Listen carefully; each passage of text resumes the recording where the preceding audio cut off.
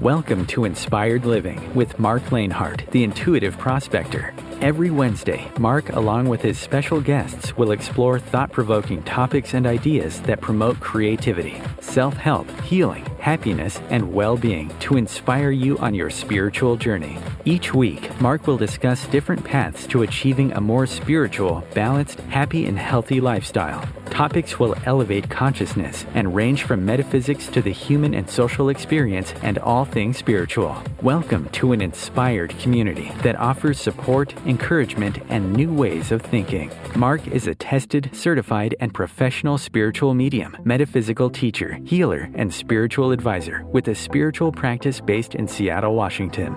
You are the inspired and the inspiration.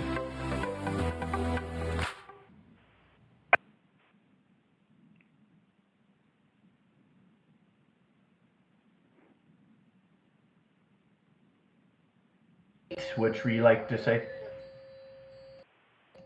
Do you hear me now, Chris? I can hear you now, yes. Okay. Okay.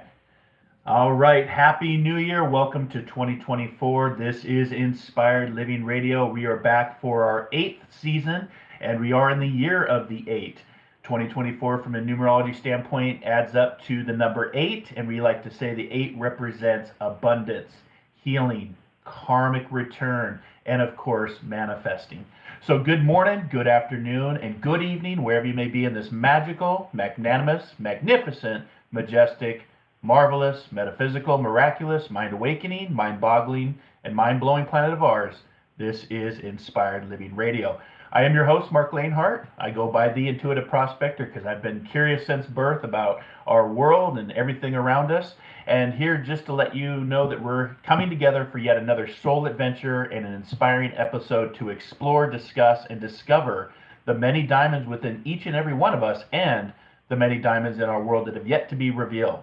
So get comfortable, grab your favorite drink, kick back, sit back, or lie back, take in a nice, deep, healing, peaceful, and relaxing breath. And let us prospect together as we discuss today's show topic. We have a guest returning. He was with us in 2023, and it was such a fabulous interview and conversation. We wanted to have him come back in 2024. And today we're going to be talking with Dr. Ralph Kilman, and we're going to be talking about his book, Creating a Quantum Organization, the Whys and Hows of Implementing 8 Tracks for Long-Term Success.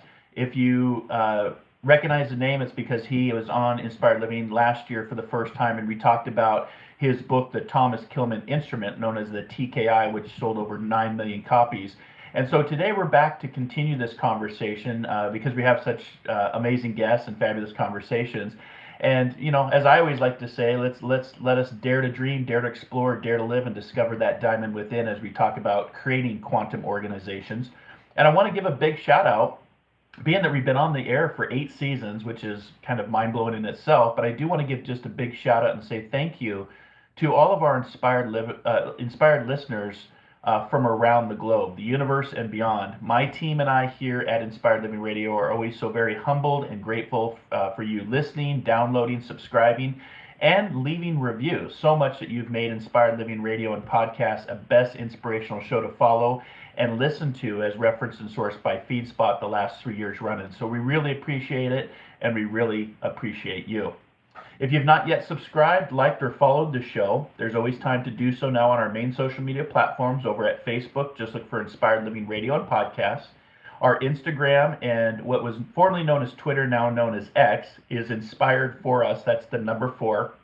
You can also follow Inspired Living Radio over on our YouTube channel. Just look for Inspired Living Radio. And we're now streaming through Audible and your favorite podcasting platforms. And you can simply say, Alexa or your Echo Pod, open up Inspired Living Podcast, and that will play the latest episode. So we like to say you are the inspired and the inspiration. So let's be inspired, let's inspire others, and let's inspire before we expire. Ready to go prospecting? I know I am. Let's go. All right, so I'm going to read a little bit about Dr. Kilman. He's got a very impressive resume and has been doing this work for a long time. And Just a little bit more about him before we bring him on. He is the CEO of Kilman Diagnostics, KD, in Newport Coast, California. In this capacity, he's created a lot of KD's recorded online courses and assessment tools on everything from change management to conflict management, expanding consciousness, and of course, what we're going to be talking today about quantum transformation. Ralph's online products are used by such high-profile organizations as Amazon, Bank of America, DuPont, Excel, Mobil, FedEx, GE, Google, Harvard University, JP Morgan Chase, Microsoft, NASA, Siemens, Twitter, the U.S. Army, and of course the World Health Organization. So just a little bit of a few companies out there using Dr. Kilman's work. He has published more than 20 books and over 100 articles. In 2021, he published his legacy book, which integrates everything that he has created during his past 5 decades of his professional life. And today we're talking about creating a quantum organization, the whys and hows of implementing 8 tracks to long-term success. He's also, like I said, the author of the Thomas Kilmann Conflict Mode Instrument TKI that we actually discussed in detail if you want to go catch out that podcast we did last season. We've done a lot of podcasts, so I couldn't tell you what number it is. But Ralph earned both his BS in Graphic Arts Management and MS in Industrial Administration from both Carnegie Mellon University in 1970, and then a PhD degree in the Behavioral Sciences and Management and Social Systems Design from the University of California, Los Angeles in 1972. After Ralph left UCLA, he immediately began his professional career as an assistant professor at the Katz School of Business, University of Pittsburgh. And then in 1991, the faculty awarded him the George H. Love Professorship of Organization and Management, which he held until 2002 when he relinquished his tenure faculty position. Instead of staying in Pittsburgh, Ralph moved to the West Coast since he wanted to fulfill his California dreamin', which led to the creation of Kilman Diagnostics. And with that, if you want to learn more about what we're talking about today, all the information is over on our Facebook, Instagram, and Twitter X page. And you can also go to kilmandiagnostics.com if you want to learn more about what we're talking about today, which again is creating a quantum organization, the whys and hows of implementing 8 tracks for long-term success. And with that, Ralph, I know you want me to call you Ralph, but Dr. Kilman, welcome to Inspired Living. Thank you so much, Mark, and I'm a delight to be back. I so enjoyed our conversation last year. I thank you for inviting me here again. Yes, my pleasure. Yeah, we had such a fantastic show, and I got a lot of feedback on that show. A lot of people are interested, and I thought, what better way to start off the year and talking about not only just quantum organization, because we're hearing that word a lot lately. I don't know about you, but I've been hearing the word quantum from a spiritual standpoint, even from a computer standpoint. I was just watching a show where IBM has officially released the quantum computer, and they're working with the Cleveland Clinic on actually, how AI and physics and all of this is going to change in this next year and a half. And I thought, wow, this would be interesting to talk about your legacy book. Now, in the opening, you said legacy book. What do you mean by legacy book? Well, I started working on this book in the early part of 2021, which was my 75th year. And I set out to put in one book an integration of everything I had done. I wanted to see what is everything that I had put together and then to provide that for other people and their organizations. So I devoted myself to that. It wound up being about 640 pages. It integrates everything. And I told everyone, this is my last book. I'm not going to write another book. This says it all. But famous last words, and it turned out that just 2 years later, then someone encouraged me to write the book that focused on that TKI assessment tool. But now I'm saying no more books, but again, nobody believes me. It's I'm laughing because it sounds like my dad, who said he was going to retire, and he said that like 10 years ago, and every year he'd say, oh, I'm going to retire. And he finally did officially retire, but we heard that for about a decade of him retiring and not retiring. So I wouldn't be surprised if you got one more book in you when it's Well, it's been said that baby boomers don't retire, they refire. Yes, and he would be a baby boomer, so that sounds just about right. So let's talk about this book. I really enjoyed the cover. For those of you that are listening, you can go to our social media pages to check out the cover of the book, and it kind of reminds me of like frequency and energy, and kind of like the colors of the borealis lights that the Earth gives off, if you will. And that's kind of what it reminds me of the cover. I'm just curious where that concept for the cover came from, because it's just so illuminating and full of color. Well, I was looking for an image of a quantum wave that showed waves and particles, because that's the heart of quantum physics, is at the very, very micro level, the atomic level.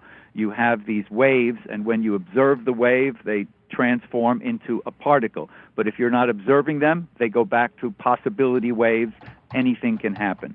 That's the nature of the quantum world. So I wanted to capture that as a background for the image. I found it on the internet. I found out I could get permission to put it on the cover of my book, so I proceeded. And for our listeners out there, let's kind of break this down into layman's terms, because I know you've mentioned this too, about trying to get your concepts across in a way that laymen can understand. Because we start talking quantum, we start using this language, and it might go over, sometimes it goes over my head, but kind of break down what your viewpoint of quantum. What does quantum mean, and where are we going with the quantum definition? Well, to understand quantum and quantum physics, you have to realize that it's all in relationship to the earlier science known as Newtonian science that dominated physics for many centuries, since Isaac Newton created that back in, oh my goodness, hundreds of years ago. And the nature of the mechanics that Newton came up with, it's really that life is like a billiard ball, people bouncing into one another. They're big objects. Actually, people are not really in his equations. It's all about momentum and movement and velocity. And it's like the universe operates as a simple machine. And if there's a defective part, you simply replace it and the machine works again. So it's a very mechanistic view of how life takes place and how the world works. But then in the late 1800s, early 1900s, a different paradigm, what we call a paradigm, means a totally different theory of how things work, came to play, and that became known as quantum physics. And that looked at the very micro level, at atoms and electrons and those kinds of particles, and basically saying it's not billiard balls bouncing off of one another. There are these possibility waves. And depending on what you observe and what you're looking for, you may then manifest something you didn't even know existed. That kind of concept doesn't even exist in the Newtonian world, where things are objects bouncing off one another. Again, billiards in space, billiard balls in space. That's Newtonian physics. It works very well. You can predict many things, but it didn't explain everything.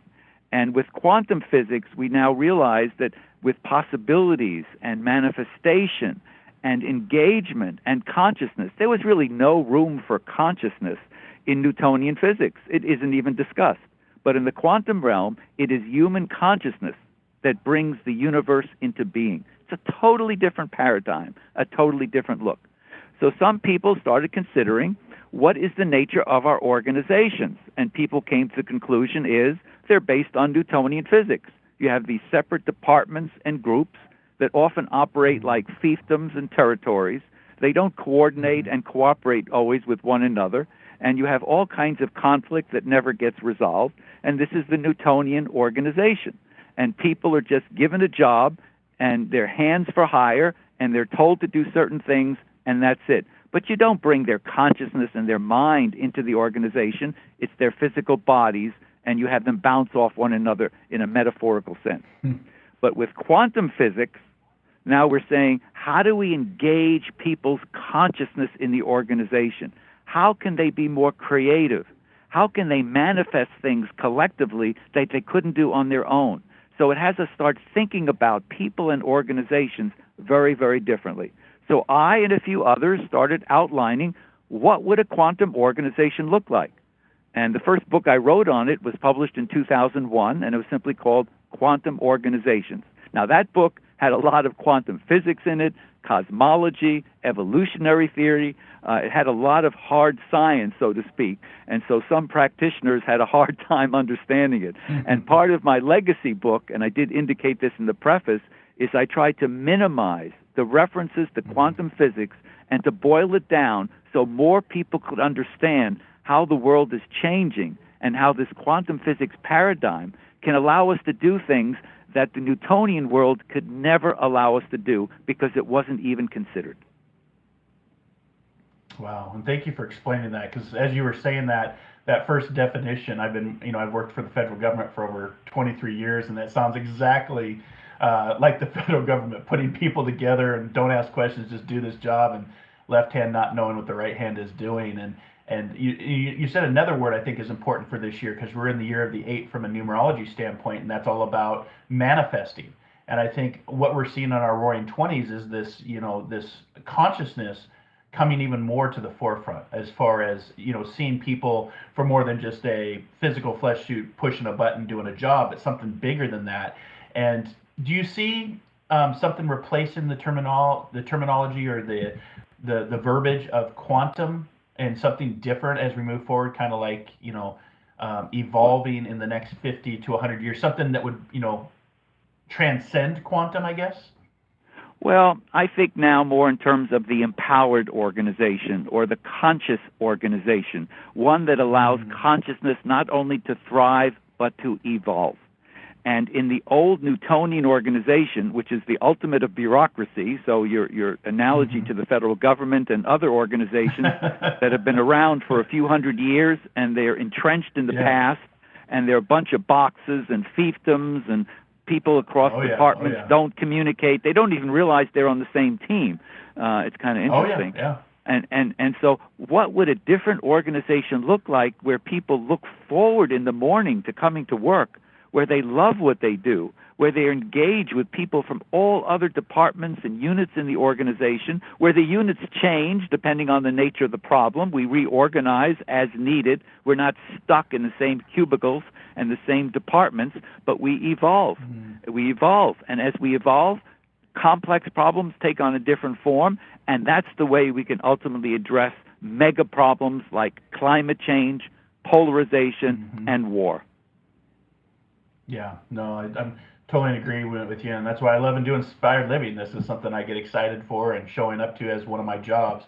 And as you were saying that, in our Roaring 20s, as we move through these transformations, the quote from Nikola Tesla came to my mind, and it said, if you want to find the secrets of the universe, you start thinking in terms of energy, frequency, and vibration. And you were talking about that quantum wave on the cover of your book, and I truly believe that the way that we are in society right now is because we're making that shift, that paradigm shift of consciousness, like you said, manifesting a new reality in where we're going. And that starts with the workplace. Because I know in the book, we're going to explore the systems that surround people in the organizations, which you said, significantly influences their behavior, including how they manage the stream of conflicts that appear in the workplace. And you said here, typically people's behavior in an organization is 80% determined by the surrounding systems. What did you mean by that? Well, 80% or more. And by the surrounding systems, or more. Okay. I mean things like the culture, the cultural norms, which usually people don't talk about. This is how we get things done here. This is the way we do things here. And you learn about it by watching other people and being instructed, but it's usually not written down. But the culture is outside of that because it's collective. And then you also have strategy, like what is the goal of the organization? What's the strategy? That's often written down, but the question is, do people understand it in the same way, and do they use it to guide their behavior? And then there's the structure of organizations, how we're designed into departments and groups. And then there's a reward system. What do people get for helping out? Well, it turns out that those outside systems, so to speak, determine at least 80% of people's behavior, because if you switched out the people in the organization and brought in other people, within a couple of months you'd be hearing the same problems, the same conflicts, the same conversations, because it's the systems that drive behavior much more so than personal preferences. So it's 80% or more systems, 20% or less personal preferences. So what you want to do for yourself, for your own reasons, what you enjoy, that's fine. But if you want to be part of an organization, you have to follow their guidelines. In fact, there was another person, W. Edwards Deming, who was the guru for total quality management for many years. He had an 85-15 rule, and he thought it was more like 85% the process and the system determines behavior, and only 15% personal preferences. So that's why I'm conservative when I say it's 80%, so I add 80% or more.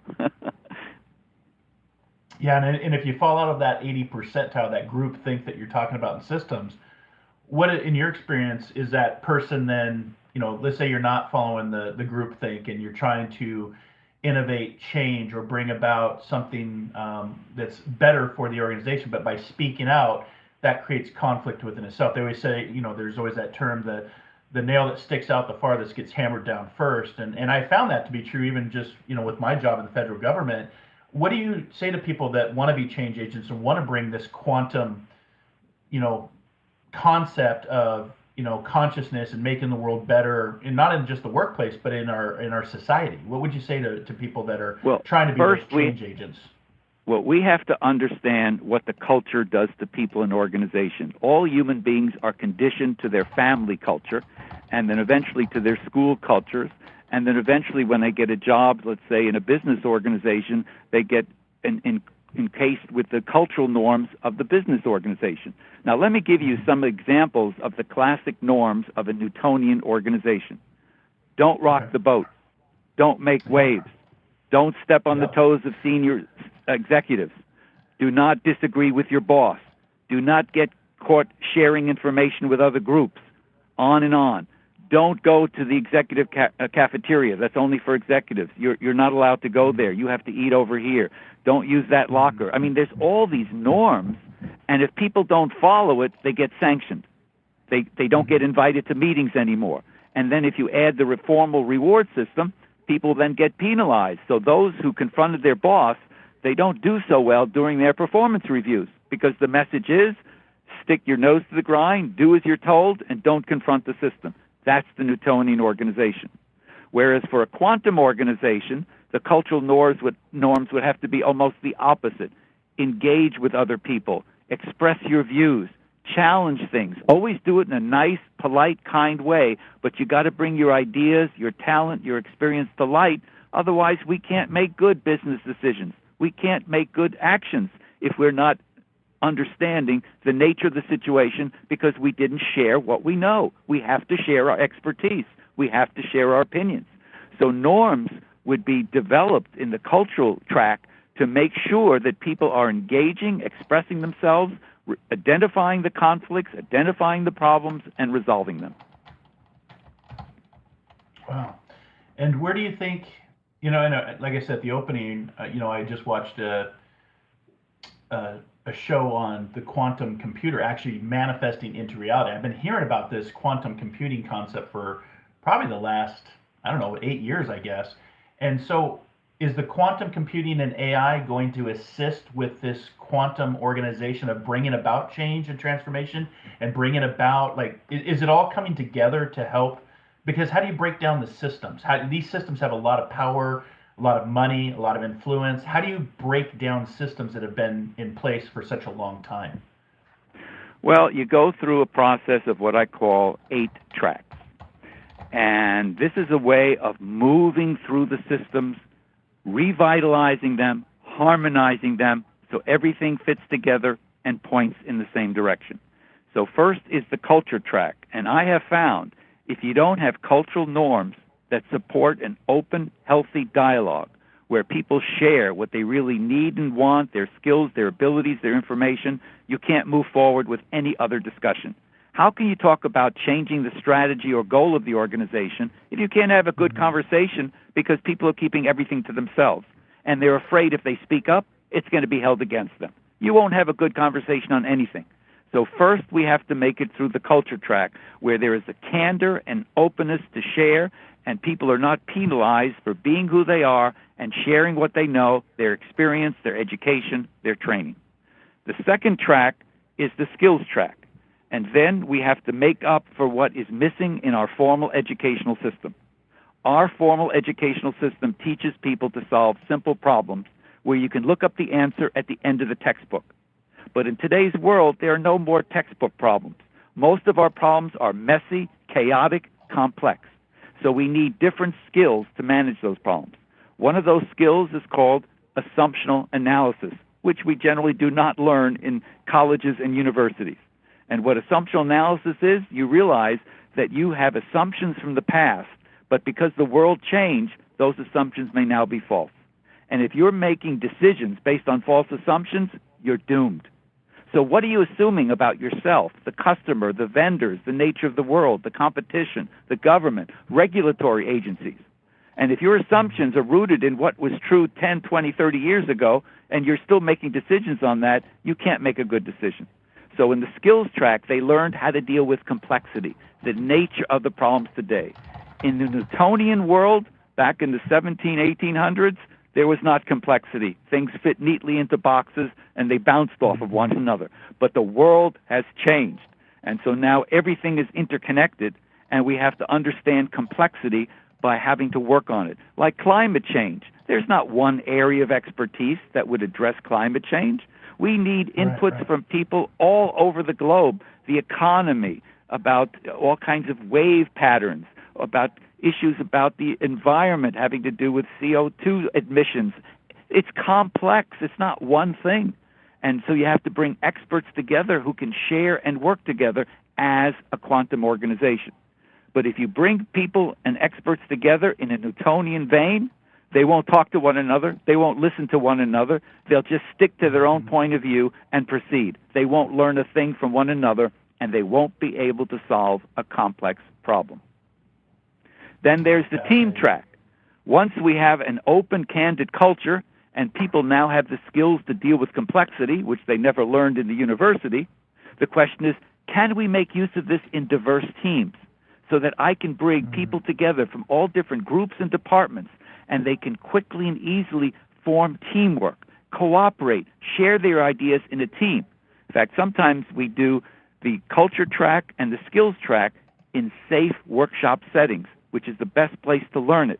But then in the team track, we then bring the teams together with the bosses, and everyone's got to be able to be candid, open their ideas, share what they have to say, test their assumptions, and engage with one another. But they have to learn how to be an effective team. That's often not taught. So there's a whole bunch of materials that help people understand what makes for effective teamwork and how do we turn this group into a team. Those first three tracks build what I call the behavioral infrastructure, or it's also been called the informal systems or the informal organization. You don't see it.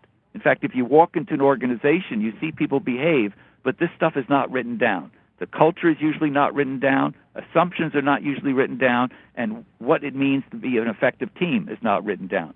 But then we move to the formal systems, strategy, structure, and reward systems.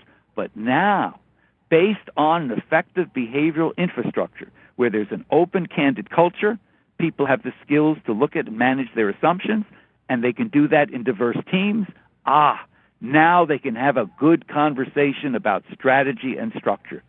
For the first time, perhaps, they'll share what it takes to get the work done and how to reorganize so that we can be more effective together. And then we put the reward system behind it. So often changes are made, but you keep the old reward system. So the reward system keeps using the same performance appraisal criteria that was in place 10 years ago. But that no longer is relevant in today's world.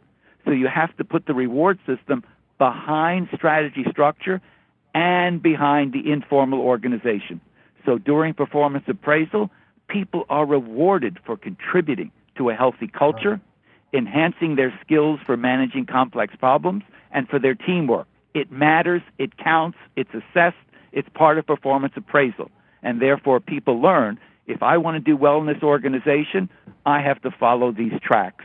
I have to be a part of this quantum organization. Otherwise, it's time to look for something else. I love that. So we're going to go to our break, and when we come back, I want to dive a little bit into these tracks that you're talking about, because I think this is just right on par for what's happening in our society and the transformations that we're going through in our roaring 20s. So we're going to go to our first break, and we'll return here in just a few minutes and continue our conversation, creating a quantum organization with Dr. Ralph Kilman. We'll be right back here on Inspired Living Radio.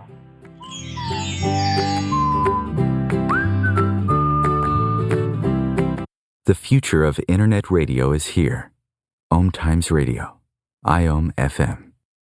Host your show on IOM FM, the radio network of Om Times Media, one of the more recognized brand names in the conscious community, and is backed by the extensive marketing reach of Om Times. Hosting a show on IOM FM immediately connects you with our extensive dedicated community. My name is Victor Furman. Some call me The Voice. I've always been fascinated with human nature, spirituality, science, and the crossroads at which they meet.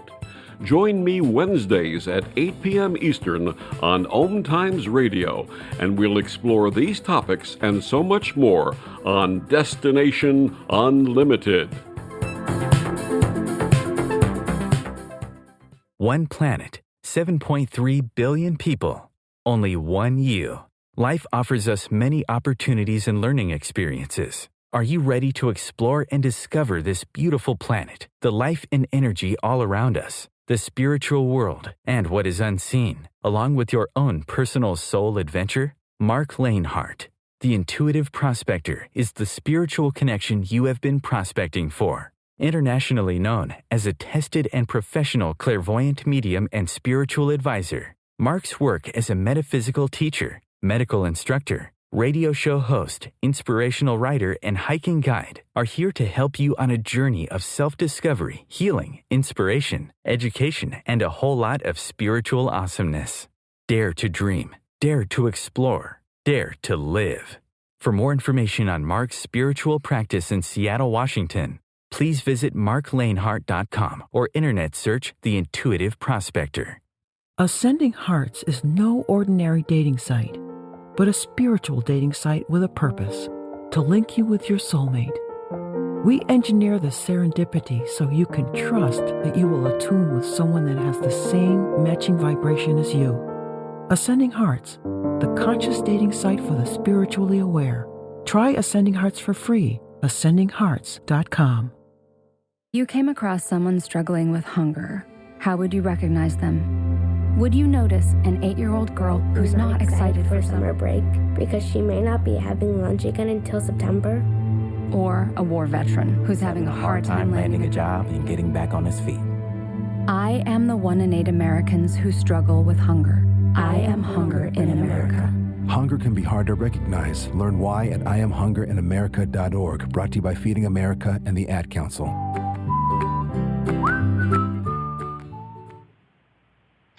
Life is strong and fragile. It's a paradox. It's both things like quantum physics. It's a particle and a wave at the same time. It all exists all together. Now that's from Joan Jett. If you know Joan Jett and the music of Joan Jett, I found that in one of her quotes. I was like, oh, that's interesting.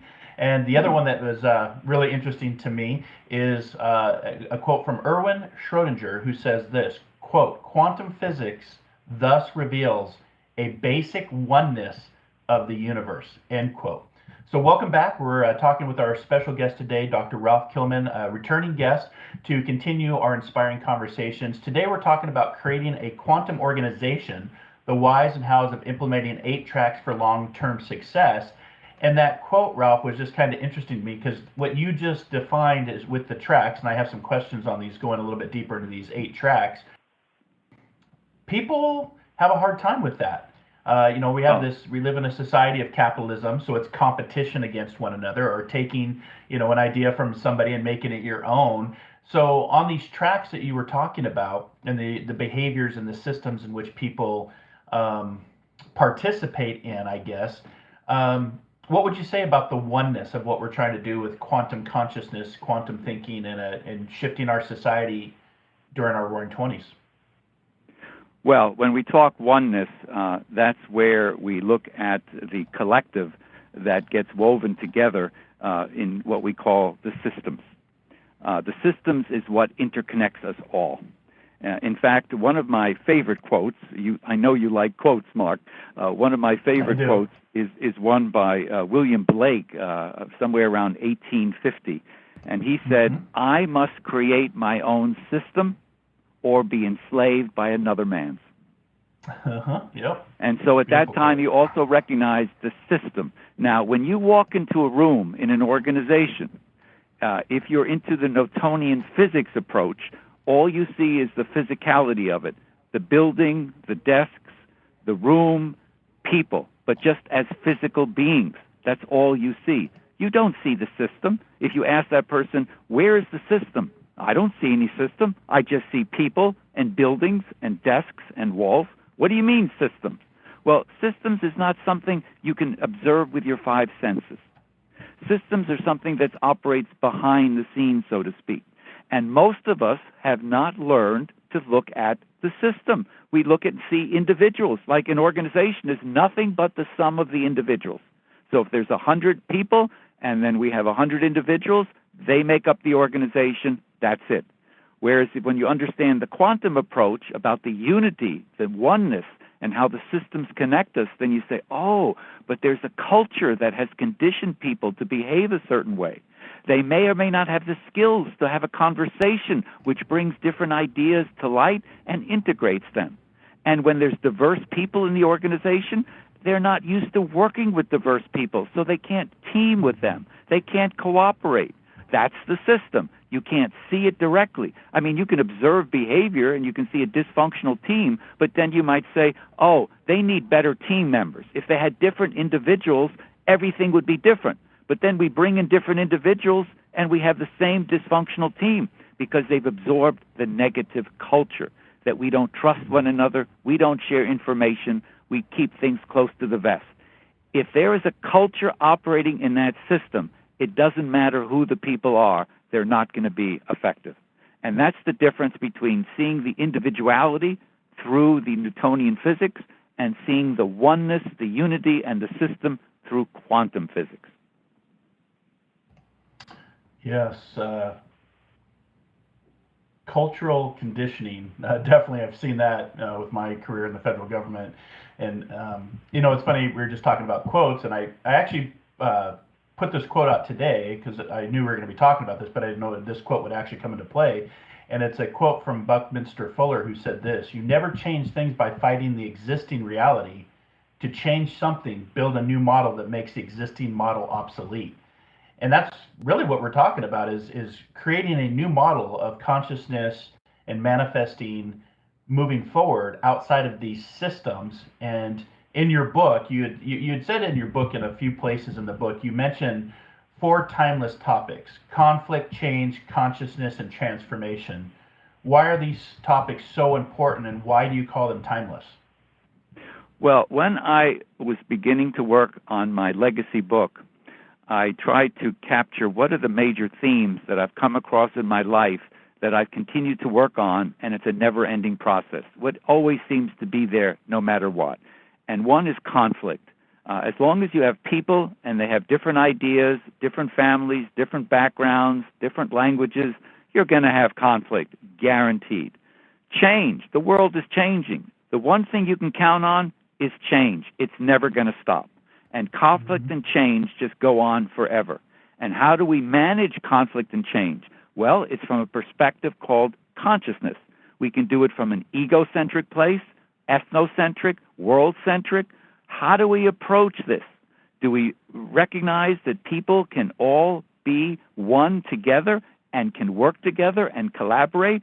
Or is it everything being done by individuals without having any kind of teamwork and no cooperation? So we have to look at that, and then we can start moving forward and create some change. But clearly, conflict, change, and consciousness, they just go well together. And then what does that allow us to do? We can transform ourselves and our organizations. And we will always be evolving, developing, and transforming. And transforming means it's not just an incremental change. It could be a paradigm shift. It's like that movement from Newtonian physics to quantum physics. That's just not going a step in the same direction. That's taking a completely different path, a completely different approach for seeing the world and working with other people. So with conflict, change, conscious, and transformation, you got your work cut out for you. That's going to be going on in the human race and on our planet forever. And therefore, those are the 4 what I call timeless topics. They're not going away, so let's learn more about them and bring them together to have more happiness, health, well-being for the planet as a whole. Great diamonds there, Ralph. That's why I love having you on Inspired Living. You make so much sense when we're talking about this. So with regard to using everything that you've written about, your theories, your methods, revitalizing organizations for transformation, can you say more about the 8 tracks? I know we got a little bit into the tracks of implementing change, because again, how do you bring this action and manifest it into our reality, and why it's so important to implement these 8 tracks in a particular sequence, because you have them listed out in 8 steps, which I love, which represents manifestation in the number 8, but it also has to be in a particular sequence. And you said the awards actually would come at the end of this versus somewhere in the middle or somewhere in the beginning. Do you want to talk more about just those tracks and the particular sequence of them? Yeah, you really picked up on something that is so important, Mark, and that is the sequence. In fact, in Newtonian organizations, what people often experience is one change initiative after another for no rhyme or reason. In fact, there were some organizations I came across that had a program of the year, and then employees would bet what would be the name of the program for next year. It was always a different program. They waited it out. They didn't do anything differently, but the organization, senior management, kept throwing one change initiative at the organization after another. But they didn't build on one another. They just confused people, and nothing that mattered really changed. Now, what I created with that sequence of 8 tracks is a sequence that will make for lasting change. But if you do any of the tracks out of order, you won't get the full benefit. I mentioned previously, unless you do your work in the culture track and have a candid conversation among members on a diverse team, how can you have a good conversation on strategy, structure, and reward system? So that's why we have to do the informal organization first, so we have a healthy environment to have a conversation about anything. And that has to do with the culture, the skills to manage assumptions and solve complex problems, and the skills to learn that and apply that effectively in a diverse team of experts. That's the informal organization. Once you have that, then you focus on, well, where are we headed? How are we organized to get there? And what do we get for helping out? That's strategy, structure, rewards. But you can't do strategy, structure after you do the rewards, because you need strategy, structure so you know what you're rewarding. So people who just change the reward system say, oh, we'll change the reward system, we'll tell them this is now what they need to do, but they haven't changed the strategy, structure, the resources, so they can't get their job done anyway. So again, strategy, then structure, then the reward system. And when all those informal and formal systems are in place, then you can look at the process tracks: gradual process, radical process, learning process track. And those are the processes, the tasks and decisions that flow within the groups, across the hierarchy throughout the organization. And that's where some of the work on total quality management did so well. Of course, the problem with total quality management, they never did the behavioral infrastructure. So many efforts at TQM failed. But once you have the informal organization in line with the future, you have the formal systems in line with the future, then you can look and say, how can we do the same work better and faster than we ever did before? That's the process approach. How do we learn? How can we learn faster? In the last 3 years, it took us that full 3 years to implement strategy structure change. When we have to do it again, how can we make the change in 1 year, in 6 months? How can we do it better and faster? That's the learning process track. But to do that in the 8th track, you first have to do the first 7 tracks. Otherwise, you'll never get there. And there were efforts at business process reengineering and organizational learning. I think the failure rate was like 90% because they ignored the infrastructure that was required to have a good conversation about these things that people are unfamiliar with. So you have to do things first, so that each track that comes gets fully the benefit of the previous track. Then when you implement all 8 tracks, you have a revitalized organization that's reinforced by the reward system. You got the processes flowing within all the new systems, and people are aligned and are one. They are one with their mission. That's the quantum organization. I love that, and I remember the TQM. Actually, that was part of my federal career. We actually had TQM come in, and you're right. There was no focus on behavioral aspects. It was about total quality management and the systems and the structures. But yeah, there was I was just kind of reflecting back. It's been some years now, probably a decade ago. But yeah, I don't recall any behavioral information in that TQM process. So that's you took me down memory lane there for a second. So, yeah. Well, besides total quality management, there was also business process reengineering and then organizational learning. Those were the three major process approaches. But the failure rate, as I mentioned, this is reported in the literature, was close to 90% because they didn't do the work ahead of time.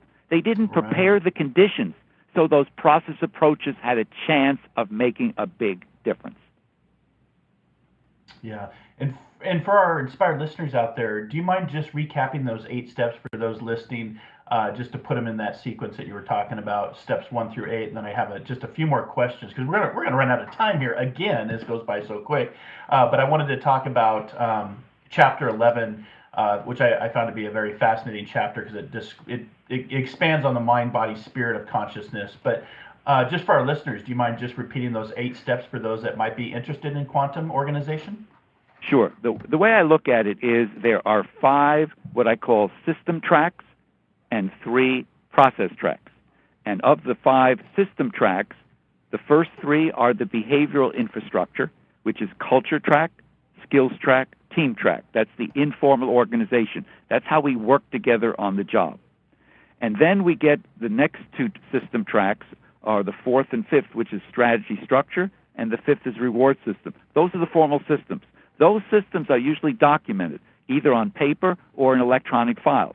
But usually you can ask, what is the strategy of the organization? What are the goals of this department? What's the performance appraisal system? What's the reward system? These things are usually documented, whereas the culture, skills, and teamwork, they're not documented. That's the difference between informal systems and formal systems.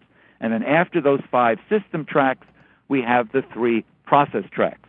The 6th track is called gradual process track. That's the processes, the tasks, and decisions that flow within the groups in the organization. Then comes the 7th track, which is the radical process track. Radical because now we're looking at the flows that cut across groups and departments. Those are more cumbersome to manage because you're crossing departmental lines, you're crossing old fiefdoms, you're bringing new people together, so that's a little bit more challenging. And then the 8th track is the learning process track. Once we've done all this, how can we do it better and faster the next time?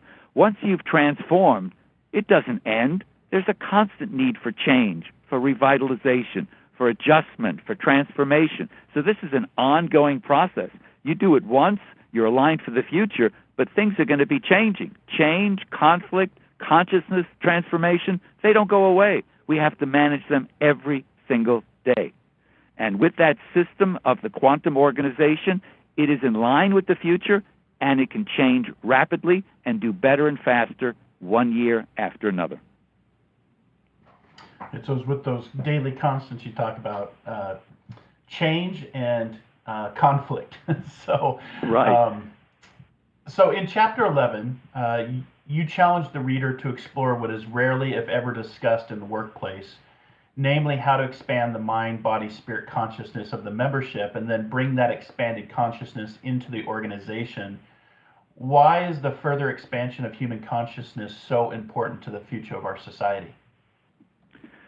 Well, when I put this book together, there's a good part of me that would have put that as the first chapter.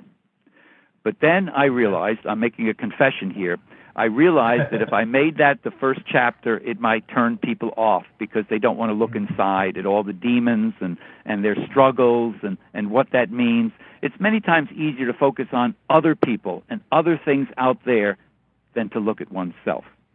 And yet I recognized in all my years of work that unless we help people develop themselves as human beings, they can't fully contribute to an organization.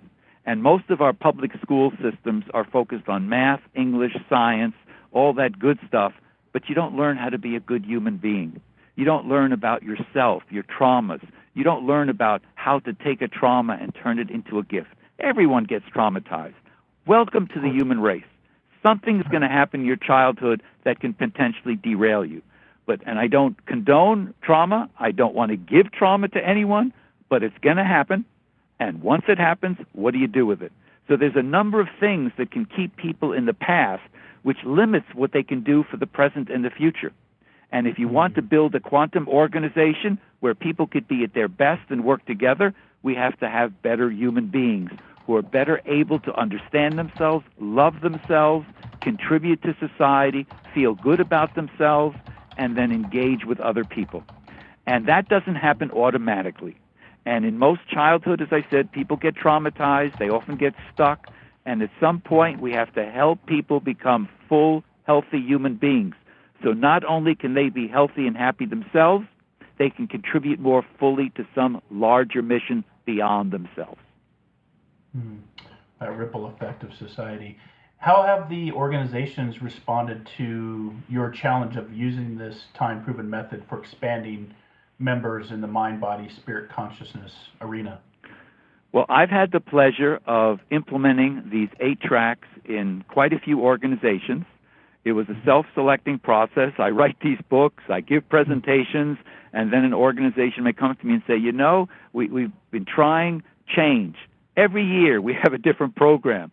People call them quick fixes. You know, one year we're working on strategy, the next year we're doing teamwork, next year employee engagement. Every year it's something different, but nothing really seems to change.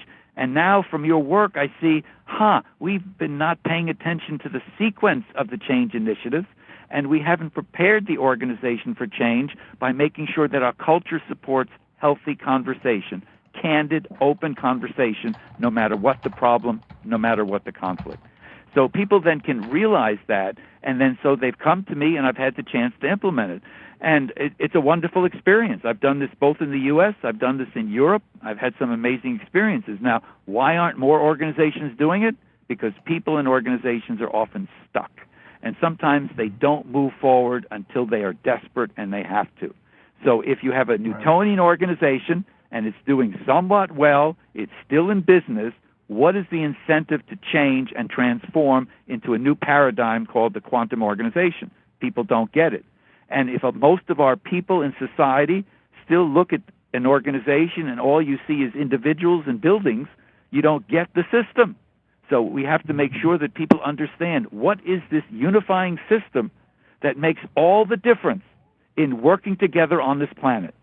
We can't solve our complex messes if we don't work together in a healthy, constructive way. That's the culture. We have to start with that.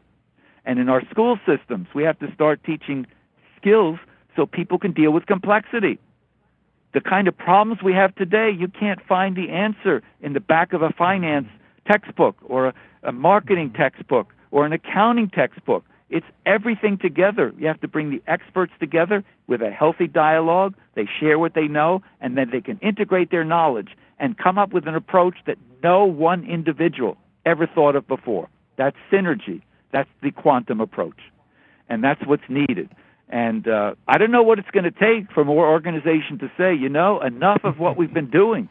We don't like it. We don't look forward to going to work. Our employees are not happy. Our customers are not as happy as they could be.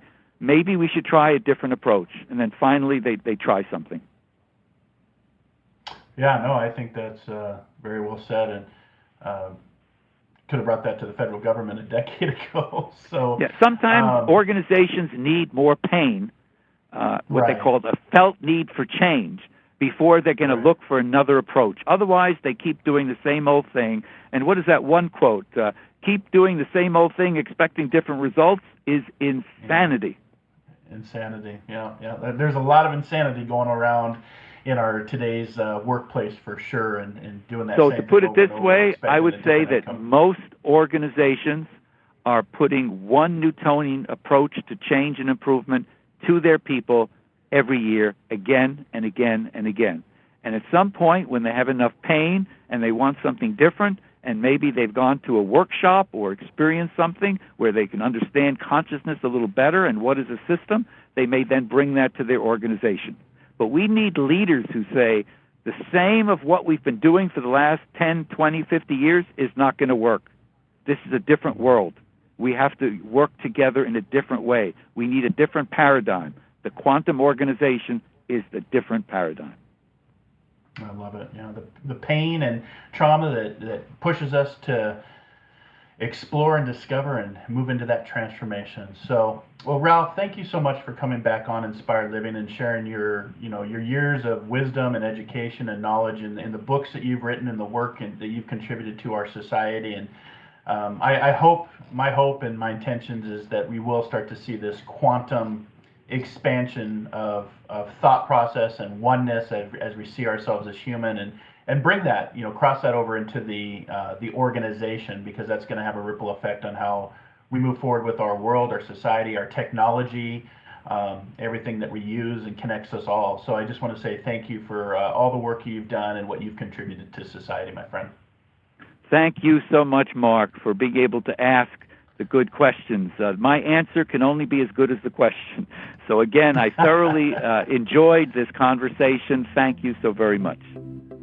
You as well. And to our inspired listeners out there, Happy New Year. We're going to have some really awesome shows coming up this season, so I hope that you'll follow us over wherever you get your favorite podcast. Until that time, until our next soul adventure together, be kind, be caring, be compassionate, and most importantly, wherever you're at in this world, dare to dream, dare to explore, dare to live, and discover that diamond within. We'll see you next time here on Inspired Living. Take care, everybody. Namaste.